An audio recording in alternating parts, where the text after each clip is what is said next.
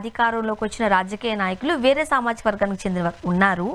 But ఎప్పుడు మేము యాచించే స్థితిలోనే ఉంటామా? శాసించే స్థితికి మేము రావద్దా?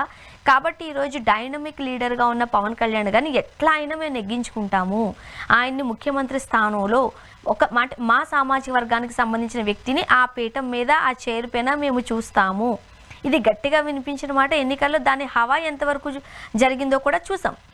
మరి ఇప్పుడు వాళ్ళ పరిస్థితి ఏంటి? ఇంకొక 15 ఏళ్ళు చంద్రబాబు నాయుడు గారు అధికారంలోకి ఉంటే మరి పవన్ కళ్యాణ్ గారు ఇంక ఎప్పటికీ డిప్యూటీ సీఎం వరకే సరిపోతారా? సరిపెట్టేసుకుంటారా?